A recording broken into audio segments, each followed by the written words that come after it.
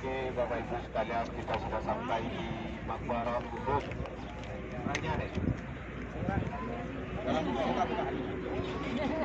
Tahu bau, pakar kayak pakar. Oke, nyerek. Oke, Bapak Ibu sekalian, kita sudah sampai di Maqbarah Uhud atau kuburan syuhada Uhud.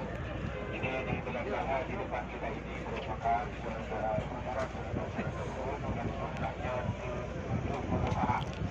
Di antaranya yaitu Sayyidina Hamzah, paman daripada Rasulullah SAW. Cuma kalau kita lihat sekarang sudah ada penampakan daripada kuburan-kuburan karena memang pada tahun 70-an di Arab Saudi ini pernah mengalami banjir dan jasad-jasad mulia itu keluar semua.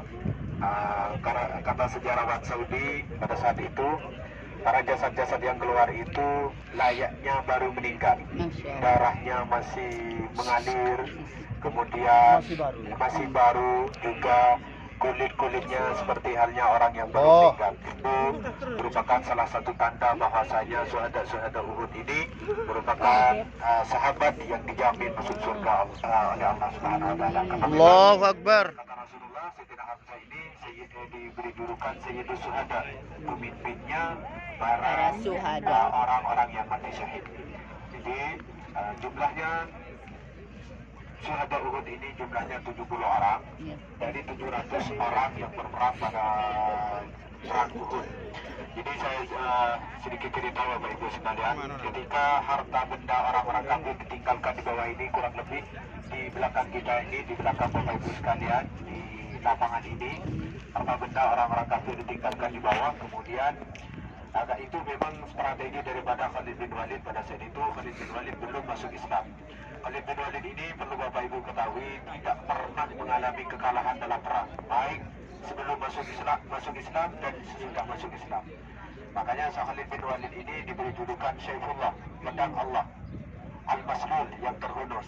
Jadi memang dari waktu belum Muslim sampai Muslim tidak pernah kalah dalam perang. Dan salah satu contohnya pada perang Uhud, atas inisiatif daripada Khalid bin Walid, orang-orang kafir ini diperintahkan untuk membawa harta bendanya, sehingga ketika pada ronde pertama orang Islam kalah perang oleh orang kafir meninggalkan harta bendanya di bawah ini, sehingga Jabal Ruma, 50 orang yang ditempatkan sebagai pemanah di Jabal Ruma, di Gunung Pemanah itu, 45-nya turun, 5-nya tinggal sisa 5 orang, sehingga 45 orang ini berebutan harta benda yang ditinggalkan di bawah. Yang pertama, yang 50 orang ini mengajak sahabat-sahabat yang lain, ayo kita turun, kita ambil harta, kita sudah menang, kita sudah menang peperangan. Ada yang pendapat lain, jangan, kita diperintahkan oleh Rasulullah jangan sampai turun apapun yang terjadi. Kemudian dijawab lagi, ayo kita turun sebentar, kita ambil hartanya, balik lagi ke Jabal Rumah ini, ke gunung ini, insya Allah masih ada waktu. Sehingga ketika 45 orang turun untuk mengambil harta benda, orang-orang kafir ini putar balik daripada belakang gunung Uhud ini, dipimpin oleh Khalid bin Walid dengan mengendarai kuda. Kemudian dikepunglah orang-orang Islam dari depan, belakang, kanan, kiri, semua digurung di tengah-tengah orang-orang Islam, sehingga orang-orang Islam banyak yang terbunuh. Juga Rasulullah SAW sampai terluka, gigi mulia Rasulullah sampai patah, juga pipi Rasulullah sampai terluka. Kemudian Rasulullah ada para sahabat diselamatkan dan ditempatkan, diistirahatkan di dekat Gunung Uhud ini. Konon di sekitaran Gunung Uhud ini ada satu batu yang pernah ditetesi darahnya Rasulullah SAW, dan sampai sekarang masih berbau harum. Cuman tempatnya sekarang ditutup. Untuk melestarikan tempat itu, biasanya dulu sebelum tahun 2010 ke bawah itu masih buka. Cuman ketika udah masuk ke 2010 ke atas itu ditutup karena untuk melestarikan tempat itu, karena memang orang-orang yang tidak paham agama mengambil ini itu batu, tanah, juga tempat-tempat yang ada di sana diambil. Mereka mengira tabarukan mengambil barokah, tapi itu keliru. Ya. Jadi Jadi tempat itu ditutup. Tapi sampai sekarang baunya itu masih bau harum. Alhamdulillah. Jadi Bapak Ibu sekalian, Sayyidina Hamzah juga terbunuh di tempat ini, yang mana Sayyidina Hamzah ini ditembak oleh Wahsy, budak yang bernama Wahsy yang memang diberi tugas oleh Hindun.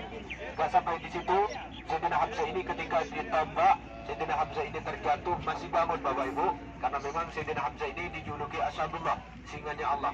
Sehingga Sayyidina Hamzah ini sangat gagah berani. Ketika sudah ditembak terjatuh, beliau bangun lagi untuk mengejar si Wahsy. Cuman karena memang pendarahan sudah terlalu banyak, kemudian luka yang dialami memang dadanya ini tembak ini tembus sampai belakang, akhirnya terjatuh. Dan sampai di situ penderitaan daripada Sayyidina Hamzah. Ketika Sayyidina Hamzah sudah terbunuh oleh Hindun, dihampiri dan dibelah dadanya, diambil jantungnya dengan hatinya, kemudian dimakan mentah-mentah.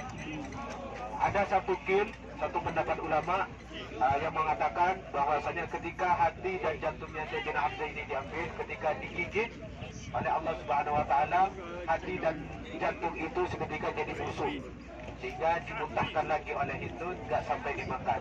Ada yang berpendapat sampai dimakan. Jadi Bapak Ibu sekalian, pada tahun terjadinya perang Uhud ini juga diberi julukan tahun Amul Hazan, tahun kesedihan Rasulullah SAW, karena pada tahun yang sama Rasulullah ditinggalkan dua orang penting. Yang pertama, istri tercinta beliau yaitu Siti Khadijah. Yang kedua, paman tercinta beliau yang sangat membela dari awal Rasulullah diangkat menjadi Rasul, yaitu Sayyidina Hamzah. Dan sekarang kita ucap salam dulu kepada Bapak Ibu, utamanya kepada Sayyidina Hamzah, dan juga tawassul dan buat doa bersama di sini, tabarukan, tafaulan.